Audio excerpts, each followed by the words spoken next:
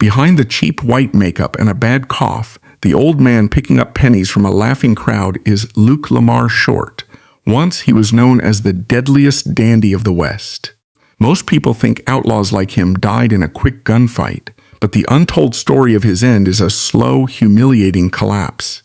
The real executioner wasn't a bullet, it was capitalism. The men who built the frontier were dragged into a puppet fate, forced to perform for the very society that threw them away. The roots of this bitter end trace back to the blood that soaked the dirt long before the gambling halls were even built. Born in 1854 in Polk County, Arkansas, Luke Short's family soon migrated to the perilous frontier of Texas. This was not the romanticized West, but a brutal reality where survival was a daily calculation, and native tribes fiercely defended their shrinking territory against the influx of settlers. In 1862, when Luke was just 8 years old, the abstract danger of the frontier became violently personal. According to family legend, his father was ambushed by a Comanche raiding party right in the front yard of their homestead. Some accounts state the boy watched as his father was severely wounded, struck down by a spear and arrows. At an age when children are typically sheltered, Luke and his older brother were forced into immediate, lethal action. They dragged heavy rifles out of the house and fired upon the attackers to save their bleeding father's life. For an 8-year-old boy, firing a heavy rifle at Comanche raiders was not a choice. It was a desperate act of survival. Many historians suggest that witnessing such visceral violence permanently rewired his nervous system. Watching his father fall shattered his sense of safety. It created his infamous short fuse. The physical weight and the brutal kickback of the rifle in his small hands forged a profound, unshakable survival instinct. The trauma did not end at the edge of the homestead.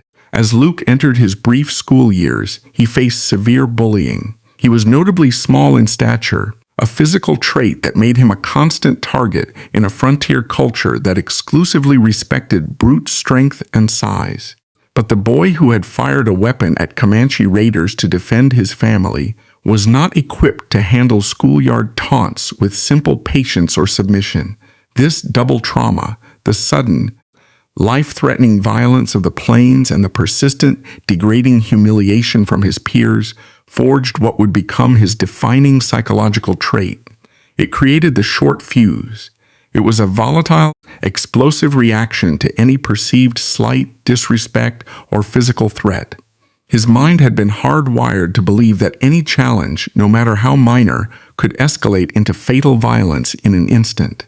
By the time he was 13, the confines of traditional life had become intolerable. He left home, stepping out into a world that was entirely indifferent to his existence. He was a boy carrying the heavy, invisible armor of a man who expects to be attacked at any moment.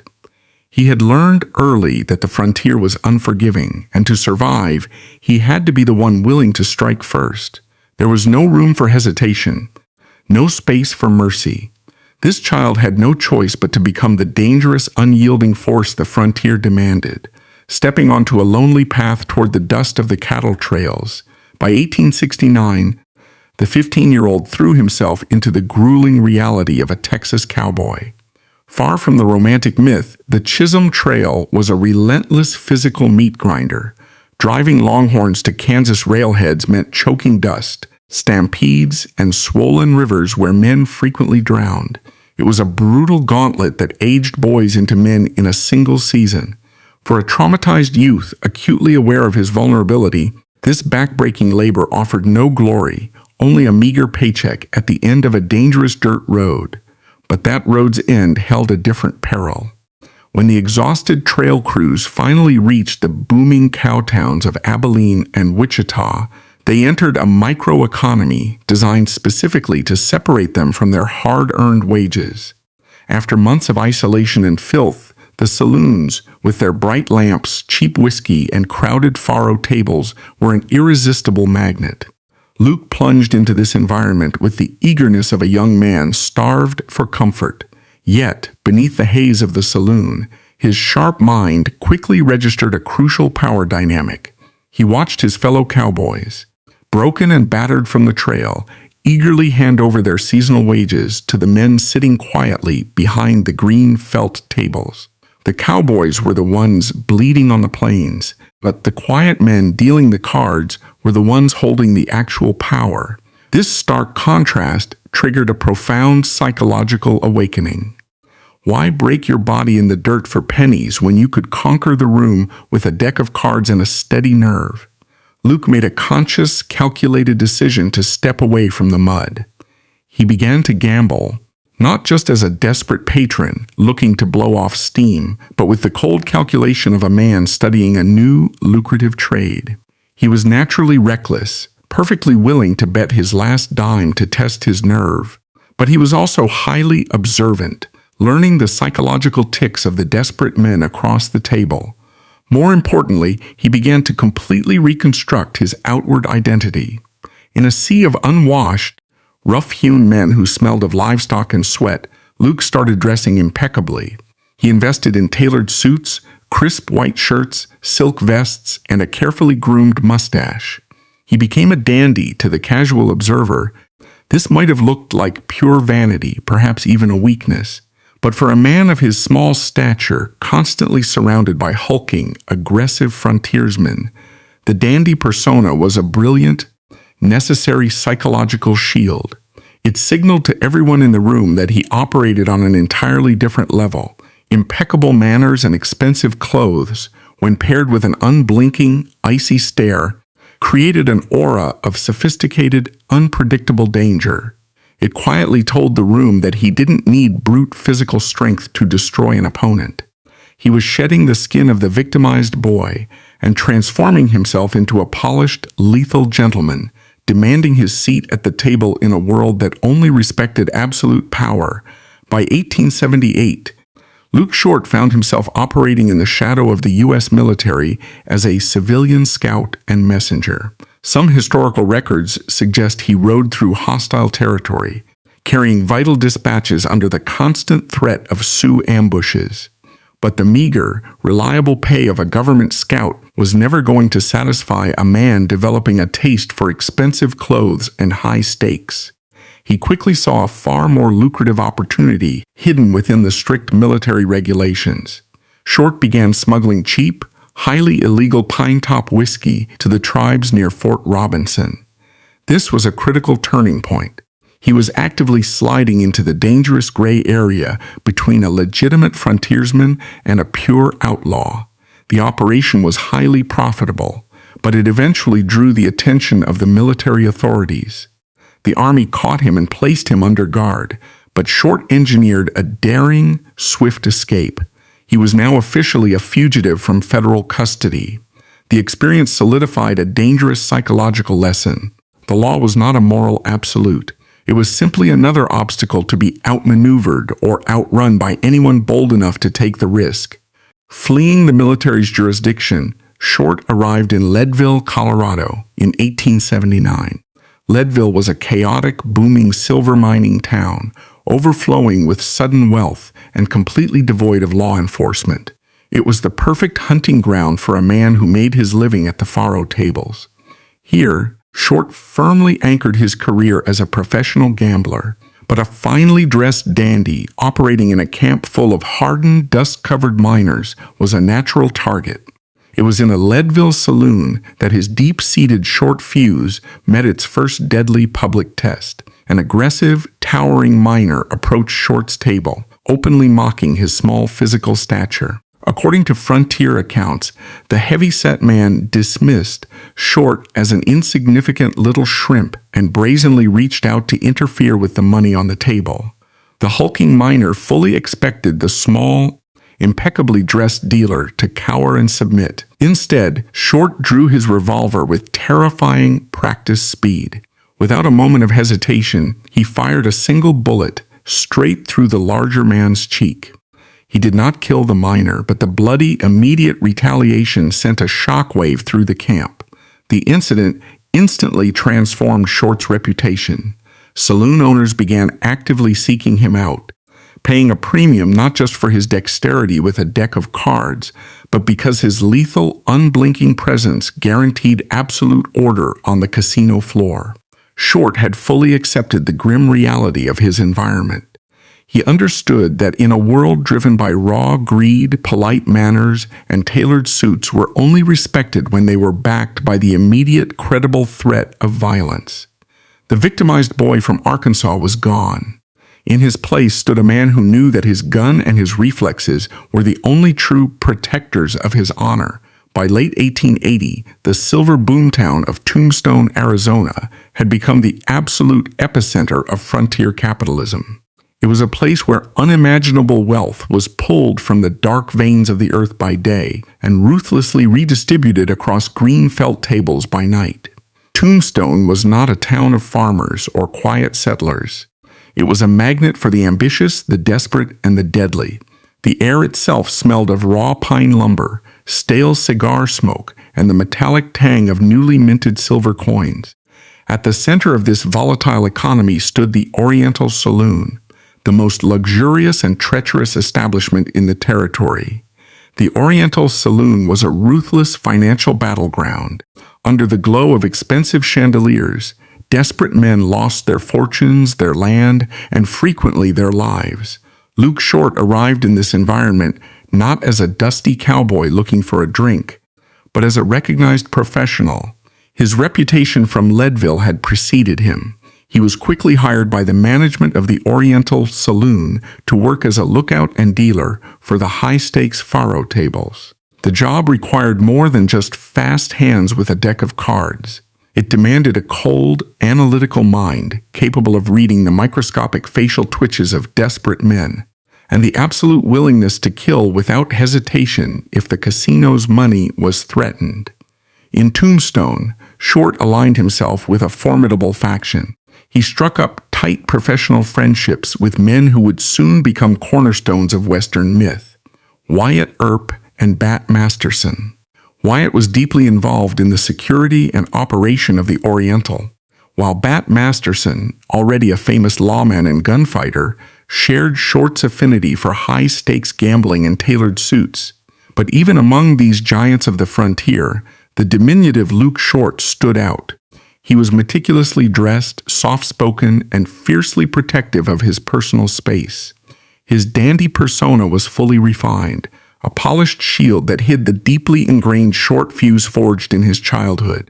He knew the frontier fed on weakness, and he refused to show any. The true test of this philosophy arrived in the winter of 1881, manifesting in the form of a man named Charlie Storms. Storms was not a drunken miner or an inexperienced cowboy. He was an older, highly experienced gunfighter with a notoriously lethal reputation. He had survived dozens of violent encounters across the West and had killed several men.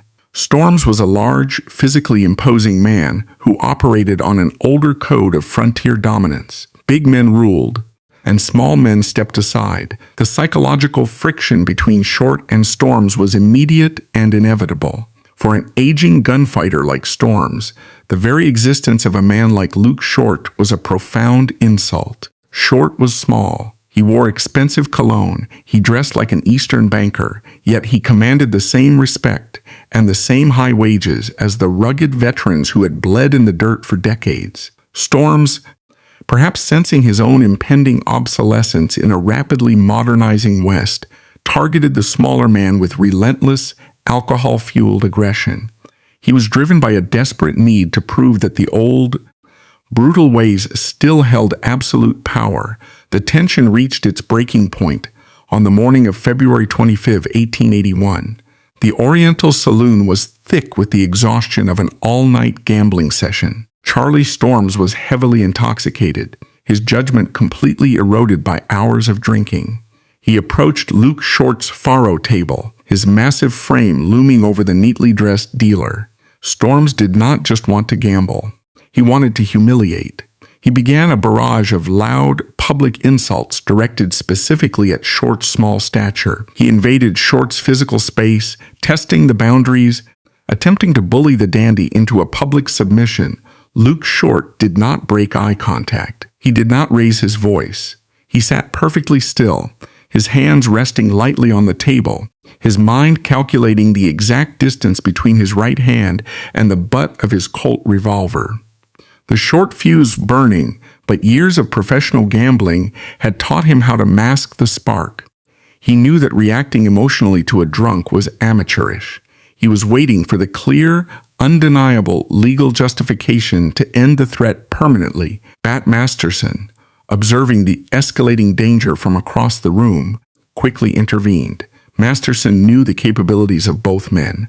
He knew Storms was a killer, but he also intimately understood the icy, explosive violence coiled inside Luke Short.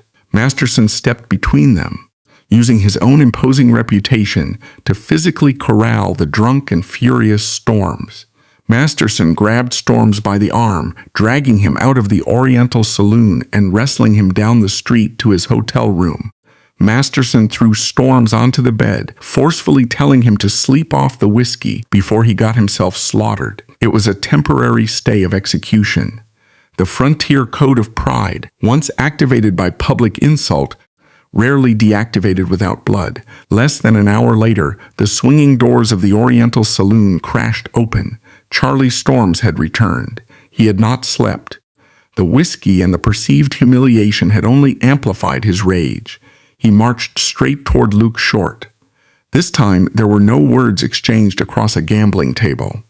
Storms reached out with his heavy hands, grabbed Short by the fabric of his tailored coat, and violently yanked the smaller man away from the faro table, dragging him straight out through the doors and into the freezing morning air of the Tombstone Street. This was the moment of absolute physical reality. There was no poetry, no cinematic pause, just the packed dirt, the cold wind, and the immediate binary choice: kill or be killed. Storms shoved Short backward and reached for his heavy revolver. As a veteran gunfighter, Storms relied on the muscle memory of a dozen previous kills. He believed his size and aggression guaranteed his dominance. It was a fatal miscalculation. Before Storms could even clear his weapon from its leather holster, Luke Short's revolver was already drawn, leveled, and firing. The speed was incomprehensible to the bystanders. It was not a grand sweeping motion. It was a tight, economical blur of practiced mechanics, driven by a survival instinct forged when he was 8 years old, fighting off Comanche raiders. Short stepped into the danger, closing the distance rather than retreating. He pressed the muzzle of his Colt almost directly against Charlie Storms's chest. He pulled the trigger. The gunshot was a deafening crack that echoed off the wooden storefronts. Because the shot was fired at absolute point-blank range, the muzzle flash violently ignited the fabric of Storms's shirt. A bloom of fire and gray smoke erupted directly over the older man's heart. Storms's body absorbed the massive kinetic impact of the heavy lead bullet. The larger man's eyes went wide with shock as his nervous system collapsed. He began to crumple, pitching forward toward the dirt. Luke Short did not pause to admire his work. He did not hesitate to see if the threat was neutralized. Operating on pure, cold instinct, he tracked the falling body and fired a second shot with clinical precision. The second bullet struck Storms as he hit the ground. The older gunfighter died almost instantly, his burning shirt smoldering in the tombstone dust, a physical testament to a brutal changing of the guard. The street went dead silent, save for the ringing in the ears of the onlookers.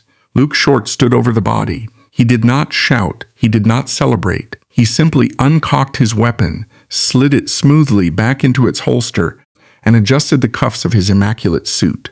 He had just shot dead one of the most feared men in the territory, and his breathing remained entirely steady. The legal aftermath was swift and absolute. The town of Tombstone, despite its chaotic nature, recognized clear self-defense when it happened in broad daylight. Dozens of witnesses confirmed that Storms had initiated the physical violence and had reached for his gun first. Short was fully exonerated by the local magistrate without a formal trial, but the psychological aftermath of that morning fundamentally altered Luke Short's trajectory. He was no longer just a fast-dealing gambler who had shot a loudmouth miner in the cheek. He had publicly executed a renowned killer in the middle of the street with a speed and a coldness that terrified even the hardened veterans of Tombstone. The event solidified his legendary status. It proved definitively that the era of the hulking, bruising frontier brawler was over. The deadliest men in this new capitalist-driven West were not the loudest or the largest. They were the quiet, well-dressed men who viewed violence not as a passionate brawl, but as a rapid, mechanical necessity to protect their bottom line. Luke Short had shown the world that true power belonged to the man who could look death in the eye and calculate the exact required trajectory of a bullet without a single tremor in his hand. The year 1883 marked a fundamental shift in the architecture of frontier power, and Luke Short was determined to position himself at the very top of its new hierarchy. He left the blood-stained dust of Tombstone behind, carrying with him a reputation so terrifying that it acted as an invisible shield. He traveled northeast to Dodge City, Kansas. Dodge was no longer a crude collection of canvas tents. It was the bustling, lucrative capital of the cattle trade, a place where immense fortunes were made in the stockyards and immediately squandered in the gambling halls. Short was done working for a wage, no matter how high. He had seen how the true masters of this era operated. He did not just want to deal the cards anymore. He wanted to own the house.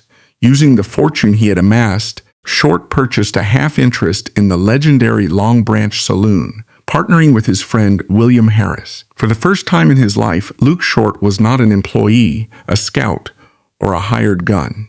He was a capitalist. He was a proprietor. Under Short's meticulous management, the Long Branch became the most profitable, highly sought-after establishment in Dodge City. He understood his clientele with a visceral, psychological intimacy that no Eastern investor could replicate. The Texas cowboys, exhausted and flush with cash from the agonizing trail drives, flooded into the Long Branch. They flocked to Luke Short because they knew his history. They knew he had ridden the Chisholm Trail. They knew he had suffered the mud, the stampedes, and the Indian raids. Despite his impeccable tailored suits, his silk cravats, and his diamond stick pins, they recognized him as one of their own, a trail-hardened survivor who had successfully beaten the system, but in his ascent to ownership, Short had unwittingly stepped into a completely different kind of warfare. He was no longer fighting drunk miners or aging gunslingers in the street. He had encroached upon the most dangerous territory in the modernizing West, the political monopoly of the local elite. The rival establishment, the Alamo Saloon, was deeply intertwined with Dodge City's corrupt political machine. It was heavily backed by Mayor Larry Deeger and a city council composed entirely of businessmen who viewed the town not as a community, but as their personal, exclusive syndicate. Short and Harris, pulling in the lion's share of the Texas cowboy money, were suddenly a massive financial threat to the established order. Mayor Deeger did not send men with guns to deal with Luke Short. Deeger was a creature of the new era. He understood that violence was unpredictable, messy, and bad for Eastern investors. Instead, Deeger weaponized the law. The city council passed a sudden, highly specific morality ordinance banning singers, a thinly veiled euphemism for the female entertainers and prostitutes who drew massive crowds, from operating in saloons. However, this law was designed with a singular, malicious purpose. The local police force, entirely in the pocket of the mayor, viciously enforced the ordinance at the Long Branch Saloon, arresting Short's employees and disrupting his business. Meanwhile, just down the street at the Alamo Saloon, the music played on, the women continued to work, and the liquor flowed without a single badge stepping through the door. For a man defined by a lifelong explosive short fuse, this targeted hypocrisy was a profound psychological torture. When a man pulls a gun on you, you can shoot him. The rules are binary, the survival instinct is clear. But how does a gunfighter shoot a city ordinance? How does a man who has perfected the art of the quick-draw kill a corrupt legal decree? Short was trapped. The corrupt political machinery of Dodge City was slowly bleeding his business dry, and he was completely paralyzed by the invisible boundaries of the law. He confronted the police. He exchanged furious, escalating words with the local authorities. His hand hovered constantly near the butt of his revolver, every muscle memory screaming at him to draw, to solve the problem the only way he knew how. But the bone-crushing machine of the New West had evolved. If Short drew his weapon on a badge in Dodge City, he would not be a hero defending his honor. He would be a common murderer, and the city council would gladly, legally hang him. The climax of this political strangulation occurred in the spring of 1883. Mayor Dager, sensing Short's boiling frustration, ordered the police to arrest him on trumped-up charges of disturbing the peace and violating the new ordinances. Luke Short, the deadliest dandy of the frontier, the man who had shot Charlie Storms point-blank in the heart, did not go out in a blaze of glory. He was escorted out of his own saloon by a group of local deputies. He was disarmed. He was locked in a cold, humiliating jail cell. The next morning, a heavily armed vigilante group, acting on the mayor's orders, marched Short to the train depot. They did not challenge him to a fight. They simply handed him a ticket and told him that if he ever returned to Dodge City, he would be shot on sight. As the train pulled away from the station, carrying him eastward into forced exile in Kansas City, Luke Short experienced a dark, bitter epiphany. The frontier he had mastered was entirely dead. The individual, no matter how fast, how lethal, or how perfectly dressed, was utterly powerless against an organized syndicate. He had been cornered by men who didn't possess a fraction of his courage, simply because they controlled the bureaucratic levers of power. But Luke Short was not a man who accepted humiliation. Sitting in the rattling train car, watching the Kansas plains roll by, his absolute rage crystallized into a cold, terrifying calculation. If Mayor Dager and his corrupt council wanted to use the power of a syndicate to steal his livelihood, Short would simply build a deadlier syndicate. From his exile in Kansas City, Short began to write letters. He did not appeal to judges, and he did not hire lawyers. He reached out to the only men in the world who understood the true currency of fear. He sent telegrams to the legends. Within weeks, the call was answered. Wyatt Earp traveled from Colorado. Bat Masterson came from Denver. They were joined by Charlie Bassett, Neil Brown, Bill Tilghman, and William Petellin. This was not a gang of ragged outlaws. This was an assembly of the most famous, lethal, and experienced gunmen on the North American continent. And, taking their cue from Short, they arrived looking like successful Wall Street bankers. They wore immaculately tailored dark suits, bowler hats, and polished boots, hiding arsenals of heavy weaponry beneath their expensive wool coats. They dubbed themselves the Dodge City Peace Commission. It was a name dripping with dark, threatening irony. When this coalition began stepping off the trains in Dodge City, the psychological effect on the town was instantaneous and devastating. They did not shoot out windows. They did not kick down the doors of the mayor's office. They simply occupied the town. They stood on the wooden boardwalks. They smoked cigars in the hotel lobbies. They stared unblinking at the local police force. Mayor Dager and his corrupt council were suddenly gripped by a paralyzing, existential terror. The local deputies, who had been so bold when escorting a single, disarmed Luke Short to the train, completely evaporated in the face of Wyatt Earp and Bat Masterson. The politicians realized, with a sudden sickening clarity, that no city ordinance could stop half a dozen legendary killers from walking into their bedrooms in the dead of night. The political pressure became unbearable. The governor of Kansas, terrified of a massive, heavily publicized bloodbath that would ruin the state's economic reputation, forced Mayor Dager to capitulate. The Dodge City War ended without a single shot being fired. The city council completely reversed its stance. Luke Short was officially welcomed back. His share of the Long Branch Saloon was fully restored, the morality ordinances were quietly shelved, and the police force was ordered to stand down, to cement their total dominance. The Peace Commission gathered in a local studio and took a formal portrait. It is one of the most famous photographs of the era. A group of impeccably dressed, deadly men staring coldly into the lens, projecting absolute, unchallenged authority. Luke Short stood among them, a victor in the new world. But the victory was hollow, and Short was intelligent enough to know it. He had won the battle, but the war for the frontier's soul was already lost.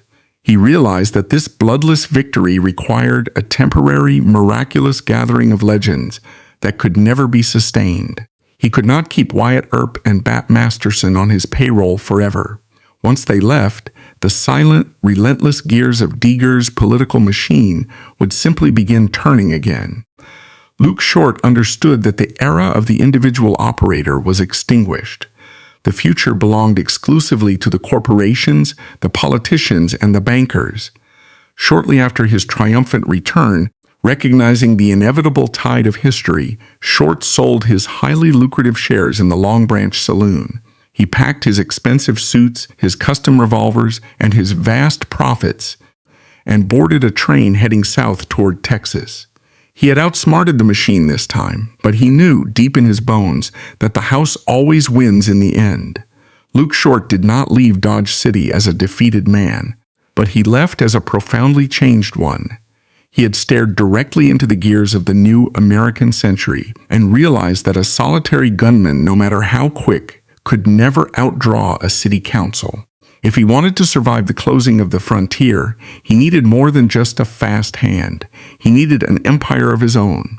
In 1884, he carried his immense gambling profits southward, arriving in Fort Worth, Texas. Fort Worth was known as the Paris of the Plains, a glittering, rowdy metropolis acting as the final civilized stop before the vast, unforgiving expanse of the Texas Panhandle. Here, Short aimed to permanently transcend his violent past and firmly establish himself as a legitimate capitalist.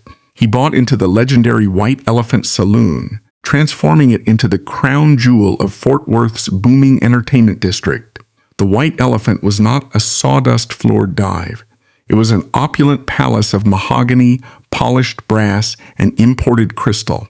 It was a temple to the new economy, and Luke Short was its undisputed high priest. He had reached the absolute zenith of his dandy persona. He wore custom-tailored suits imported from eastern cities, sported a diamond stickpin that caught the gaslight, and commanded a small army of dealers, bouncers, and bartenders. He was no longer the frightened 8-year-old boy watching his father bleed in the dirt, nor was he the exhausted cowboy swallowing trail dust. He was the king of the White Elephant, pulling in staggering revenues from wealthy cattle barons and eager prospectors alike. Yet, this luxurious existence was merely a fragile veneer over a deeply violent foundation. The frontier was a bone-crushing machine, and it rarely allowed its children to simply walk away into polite society. The past began to violently claw at his polished boots, starting not with his own enemies, but with his own blood. His younger brother, Henry Short, lacked Luke's icy discipline. Henry became embroiled in a violent altercation and shot a man dead. In the older, wilder days, a frontier brotherhood might have responded by strapping on revolvers, breaking the boy out of jail, and riding hard for the Mexican border. But Luke Short was now a man of the new world. He understood that defying the state with lead was a fool's game. Instead, he deployed the ultimate weapon of the late 19th century.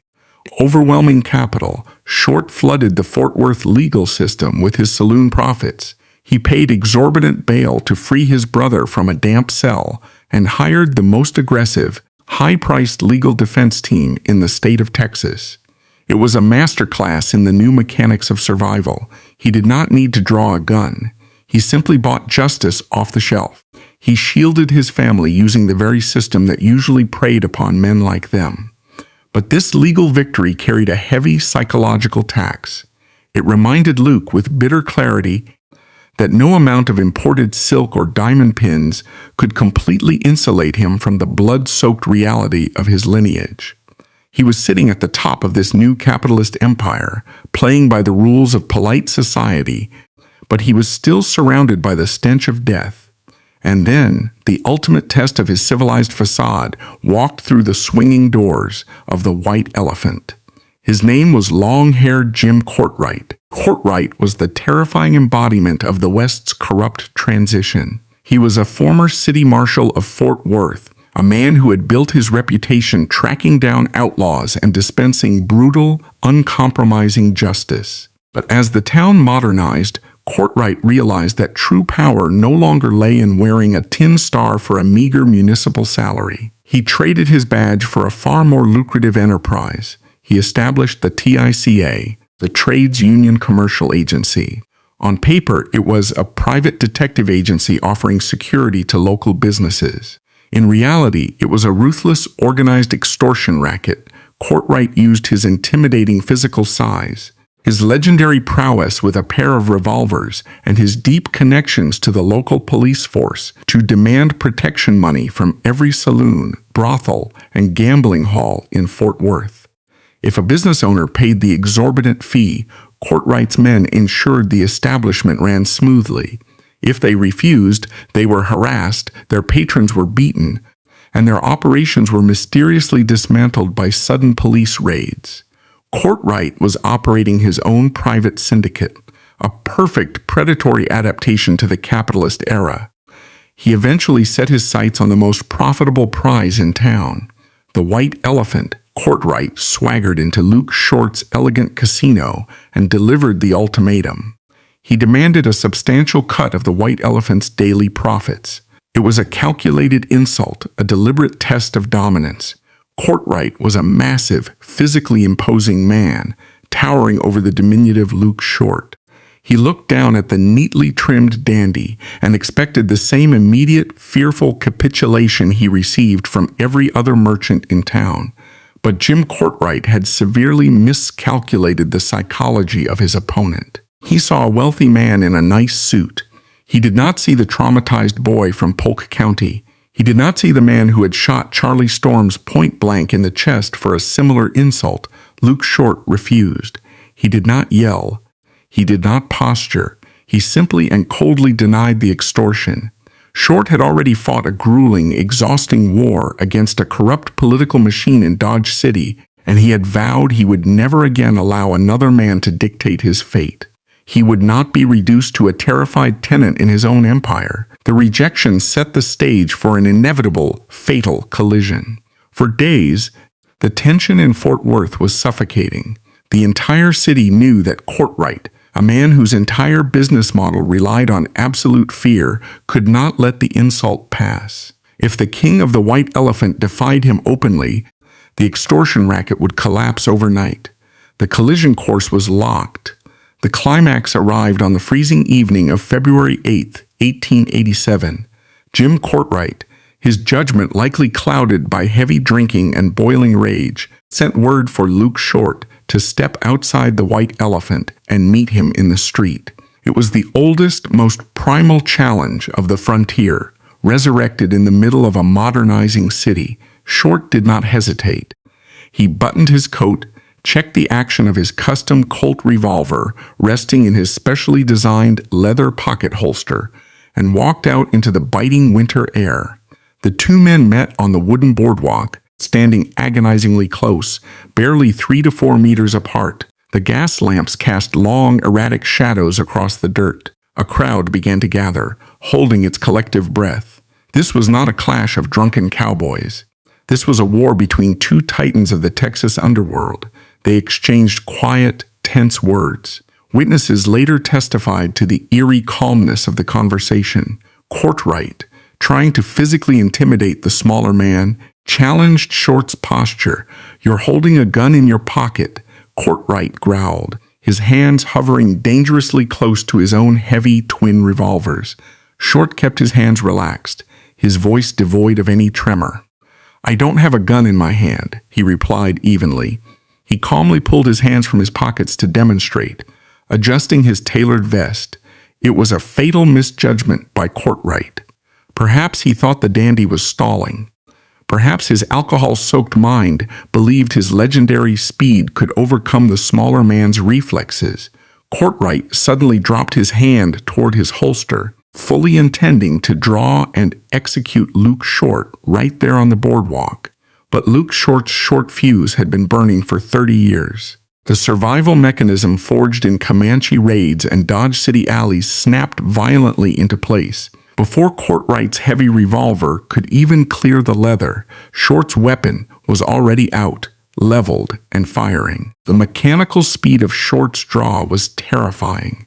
The first bullet tore through the winter air and smashed directly into Jim Courtwright's right hand. Historians and forensic experts have debated this specific fraction of a second for over a century. Some argue Short's first bullet intentionally shattered Courtwright's thumb, completely disabling the larger man's ability to cock his weapon. Others theorize that Courtwright, in his panicked, dying moments, caught the hammer of his own gun on his heavy silver watch chain. Regardless of the exact mechanics, the result was absolute. Courtwright was paralyzed, clutching a useless weapon, staring into the cold, dead eyes of the man he had tried to bully. Luke Short did not offer mercy. There was no room for hesitation in a world without safety nets. He stepped forward and methodically fired 4 more times at point-blank range. The heavy lead slugs tore through Courtwright's chest, dropping the massive former lawman lifeless into the freezing mud of the Fort Worth street. The echo of the gunfire faded, leaving only the sound of blood hissing against the cold dirt. Once again, Luke Short stood over the body of a much larger, much louder man. He had protected his empire, but the psychological cost was deepening. He was immediately arrested and spent a tense, solitary night in a cold jail cell. The adrenaline slowly leaving his body, replaced by the grim reality that his elegant suits were, once again, stained with the invisible spray of fresh blood. He was released the next morning. The killing quickly ruled a justifiable act of self-defense against a known extortionist. Short walked out of the jail a free man, his empire secured, his reputation elevated to near mythical, terrifying heights. But the most jarring psychological twist of Luke Short's life occurred just 5 weeks later. On March 15, 1887, with the blood of Jim Courtwright barely washed from the boardwalk of the White Elephant, Luke Short married Harriet Hattie Beatrice Buck. It was a whiplash of the human condition. He took his young, beautiful bride and traveled east for a luxurious, extended honeymoon at Coney Island, New York. Here was the deadliest gunfighter in Texas, a man whose hands had ended multiple lives, strolling along the brightly lit boardwalks of the East Coast's premier capitalist playground. He ate raw oysters, watched the mechanical amusements, and breathed the salty Atlantic air while wearing the finest European fashions. He was desperately trying to live the life of a refined, wealthy gentleman, trying to participate in the polite society that the new century promised. Yet, beneath the silk shirts and the romantic carriage rides, he was a prisoner of his own past. He could walk on the beaches of Coney Island, but his soul was permanently anchored to the violent, unforgiving dirt of the West. He was a man desperately trying to buy his way out of the frontier's shadow, unaware that the hardest, most agonizing fall of his life was waiting for him right around the corner. By the time the calendar turned to 1890, the American frontier was no longer a wild, untamed expanse to be conquered by men with fast hands and iron nerves. It had been thoroughly domesticated, fenced in, and reorganized into a massive, profit-driven corporate enterprise. The transition from the rugged cattle trails to the velvet-lined gambling halls was complete, and Luke Short found himself deeply entrenched in the very system he had once manipulated to survive. He had successfully transformed from a traumatized boy, dodging Comanche arrows, into a wealthy capitalist, the undisputed king of the Fort Worth gambling scene. But this transition carried an insidious trap. He had traded the immediate, visceral dangers of the gunfighter's life for the mundane, grinding friction of business partnerships, legal contracts, and financial ledgers. He was no longer battling for his life against famous outlaws. He was battling for percentages against men who wore suits just as expensive as his own. This was the quiet, insidious nature of the bloodless slaughterhouse that the West had become. It did not matter how many men you had outdrawn in the street. if you could be bled dry by a bad contract or a bitter financial dispute. For a man defined by his legendary short fuse, a psychological hair trigger forged in a lifetime of lethal, binary choices, the slow, bureaucratic warfare of the capitalist era was a unique form of psychological torture. When a man insulted your honor in the old days, you shot him. When a business partner disputed a financial dividend in 1890, you were forced into a humiliating dance of negotiations, lawyers, and quiet seething. The man who forced Luke Short into this agonizing new reality was Charles Wright. Wright was not a legendary lawman like Jim Courtwright, nor was he a seasoned frontier killer like Charlie Storms. He was a business associate, a partner entangled with Short in the complex, shadowy financial operations of the Fort Worth gambling economy. The exact details of their falling out have been buried under a century of dust, but the core of the conflict was as old as the capitalist machine itself. It was a dispute over money. For Luke Short, a man who had built his entire identity on the foundation of absolute respect and lethal deterrence, having a mere business partner openly challenge his financial authority was a profound insult. It was a stark reminder that in this new era, his terrifying reputation could not protect his bottom line. The tension between the two men festered throughout the year, a toxic, slow-burning resentment that degraded the polished veneer of Short's dandy persona. He was a man accustomed to resolving conflicts in the space of a single heartbeat, with the deafening crack of a Colt revolver. Being forced to endure months of financial bickering gnawed at his deeply ingrained survival instincts. The situation finally reached its inevitable, violent breaking point in the freezing, dying days of December 1890. The arena for this tragedy was the bank saloon. When Luke Short pushed through the heavy wooden doors, he was not stepping into a formalized duel. He was walking into an ambush.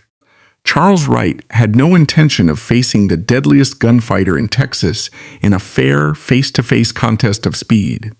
Wright understood the terrible mathematics of a quick draw against Luke Short.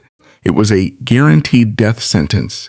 Instead of relying on a revolver and steady nerves, Wright chose the weapon of the butcher and the assassin, the double-barreled shotgun. The shotgun is the antithesis of the duelist's weapon. It requires no refined skill, no steady hand, and no icy nerve. It is an instrument of broad, indiscriminate devastation, designed to tear flesh and shatter bone with overwhelming kinetic force. As Short entered the saloon, the confrontation escalated in a fraction of a second. There were no calm words exchanged on a boardwalk, no testing of boundaries. Wright leveled the heavy shotgun and pulled the trigger. The confined space of the bank saloon erupted in deafening violence. The blast of heavy buckshot struck Luke Short with the force of a speeding locomotive. This was not the clean, surgical puncture of a pistol bullet. It was a chaotic storm of lead that physically dismantled the dandy's immaculate form. The immediate, agonizing impact was to his left hand.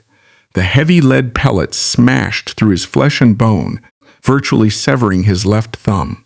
This was not merely a physical wound. It was a profound psychological mutilation. That hand, now reduced to a bloody, mangled ruin, was the very instrument of his livelihood. It was the hand that expertly shuffled the faro decks, the hand that smoothly slid gold coins across the green felt, the hand of the sophisticated gentleman who had conquered the casinos of the West. In an instant, the elegant dealer was dismembered. Simultaneously, the main cluster of the shotgun blast tore into Short's left thigh. The medical reports of the era described the wound with a chilling, clinical horror. The lead shot created a flesh tunnel, burrowing deep into his leg, shredding muscle, severing veins, and narrowly missing the femoral artery. The sheer heat and concussive force of the lead tearing through his body sent shockwaves of blinding, paralyzing agony through his nervous system.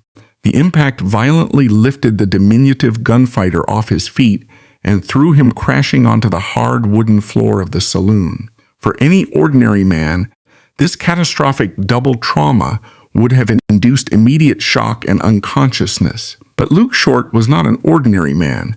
The traumatized, 8-year-old boy who had fought off Comanche raiders still lived inside the shattered body of the Fort Worth millionaire. Even as he lay bleeding on the sawdust, his body torn open, his left hand ruined, the short fuse ignited one final time. Through the haze of excruciating pain and the blinding smoke of the shotgun blast, Short's right hand moved with the desperate, mechanical muscle memory of a lifetime of violence. He drew his Colt revolver from the floor. He could not stand. He could barely see. But he leveled his weapon at the man who had just butchered him and pulled the trigger. The bullet struck Charles Wright, shattering his wrist. Wright dropped the shotgun. The fight instantly drained from him, leaving both men bleeding profusely on the floor of the saloon. Luke Short survived the ambush, but the man who was carried out of the bank's saloon was a ghost of the legendary gunfighter who had walked in. He was confined to a blood-soaked bed, entering a grueling, agonizing twilight of physical decay. The medical science of 1890 offered little relief. There were no antibiotics, no advanced reconstructive surgeries, only whiskey, raw carbolic acid, and the agonizing daily dressing of open, tunneling wounds. For months, the king of the white elephant lay completely helpless, his once immaculate suits hanging empty in the wardrobe. The man who had controlled entire cities with a single, unblinking stare was now entirely dependent on nurses to clean his mangled flesh. When his wounds finally scarred over, the physical toll was irreversible. He had permanently lost the thumb on his left hand, a glaring, ugly disfigurement that shattered his carefully cultivated image of physical perfection. The massive tissue damage in his thigh left him with a severe, permanent limp. The graceful, terrifyingly quick predator of the frontier had been reduced to a hobbling, mutilated invalid. Yet, the ultimate insult did not come from the shotgun. It came from the crushing machinery of the civilized world.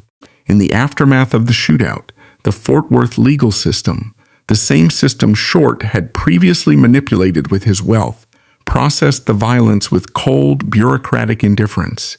Luke Short, the man who had survived a point-blank assassination attempt and defended his life from the floor of a saloon, was dragged into court and fined a mere $150 for disturbing the peace. It was a profound, devastating humiliation. His near-death experience, the agonizing destruction of his body, and the spilling of his blood had been reduced to a minor municipal nuisance fee. He was no longer a legendary titan of the plains whose actions dictated the fate of towns. He was simply an unruly citizen paying a petty fine to the city clerk.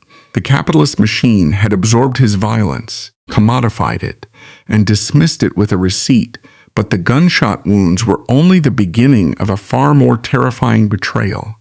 As Luke Short struggled to learn how to walk with his ruined leg, an invisible, insurmountable enemy was taking root deep inside his body.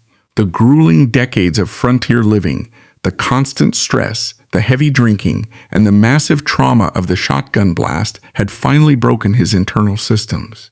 He was diagnosed with Bright's disease, a severe terminal form of kidney failure, complicated by a devastating condition known at the time as dropsy, or edema. This was not an enemy he could outdraw. He could not buy off a judge to escape it, nor could he summon Wyatt Earp and Bat Masterson to intimidate it. His kidneys were slowly shutting down, entirely unable to filter the toxins from his blood. The physiological result was a grotesque, terrifying deterioration. His body began to aggressively retain water. The man who had prided himself on his sharp, tailored silhouette, who had spent a fortune on silk vests to project an image of tight, coiled power, began to bloat uncontrollably. His legs swelled to agonizing proportions, the skin stretched tight and shining with retained fluid. His lungs began to fill, turning every breath into a rattling, suffocating struggle. This was the ultimate, inescapable tragedy of his frontier life. The body that had carried him through cattle stampedes, Indian territory, and point-blank shootouts had finally rebelled. The legend was crumbling from the inside out. He was trapped in a failing vessel, forced to watch his own physical form melt into a swollen, unrecognizable mass. He was a prisoner of his own biology, drowning slowly in his own fluids, waiting for the final curtain to fall in a world that had already moved on without him. By early 1893, the King of the White Elephant was a dying man in exile. The casinos of Fort Worth continued to rake in staggering profits, the dealers kept shuffling the faro decks, and the capitalist machine ground forward without missing a single beat. Luke Short, however, had been entirely discarded by the world he helped build. Desperate to halt the relentless progression of Bright's disease, his young wife, Hattie, transported him north to Gouda Springs, Kansas. They sought refuge at the Gilbert House, clinging to the fragile hope that the town's famous mineral waters could flush the toxins from his failing kidneys. It was a grim, humiliating final chapter. The deadliest dandy of the frontier, a man who had dictated the fate of towns with the speed of his right hand, was now confined to a resort bed, drinking foul-tasting water, waiting for his own body to finish drowning him. The short fuse that had protected him from Comanche spears and frontier assassins was utterly useless against the silent, cellular betrayal of edema. He had spent his life fighting to be the master of his own destiny, only to realize he had been locked into a puppet fate from the very beginning. The stress, the trauma, and the alcohol required to survive the West had simply hollowed him out, the tragedy compounded with ruthless efficiency. In the first week of September 1893, Hattie's mother, who had traveled with them, suddenly passed away. Hattie, not yet 30 years old, found herself navigating the logistics of a funeral in a strange town while her husband lay dying in the next room. 2 days later, on the 8th of September 1893, the agonizing deterioration finally reached its conclusion. Luke Short's heart, strained to the breaking point by the massive fluid retention, simply stopped beating. He was 39 years old. His body was shipped back to Texas, back to the dirt he had fought so ruthlessly to conquer. He was buried in Oakwood Cemetery in Fort Worth. The bitter irony of his final resting place was inescapable. He was lowered into the earth just a short distance from the grave of Jim Courtwright, the man he had shot to death on the boardwalk just 6 years prior. In the end, time made no distinction between the extortionist and the dandy. They both ended up as rotting bones in the exact same Texas soil. Short's grave was marked by an almost insultingly simple stone that read only LL. Short 1854-1893, his legacy was immediately fractured. His closest friend, Bat Masterson, wrote genuine, heartbroken tributes praising Short's quiet generosity, noting how the wealthy gambler had secretly paid the rents and bought groceries for dozens of local widows and orphans. Perhaps in those fatherless children, Short saw the terrified 8-year-old boy from Arkansas. But the newspapers of the era had no interest in his charity. They printed his obituary as a cold, binary ledger, noting simply that the notorious Luke Short had taken the lives of approximately 11 men. Luke Short dressed like a banker and died in a soft bed, but he remained a casualty of the era he helped build. His brief, violent trajectory proves that a man can fight the world with a gun for only so long before it buries him under contracts, city ordinances, and the unavoidable decay of the human frame. The Wild West required men of sudden violence to clear the path, only to systematically discard them the moment the ledgers were balanced. But there is a lesser-known chapter to this era of rapid, ruthless industrialization. While the gunfighters of the plains were dying of organ failure and irrelevance, a different breed of desperate men was being fed into the dark, lightless veins of the earth. These were men who didn't fight with silver-plated revolvers under the open sky, but with pickaxes and dynamite in the suffocating blackness of the coal mines. They were fighting a war where the enemy wasn't a rival gang, but the very mountain itself, and the ruthless barons who owned it. And that is a story for next time.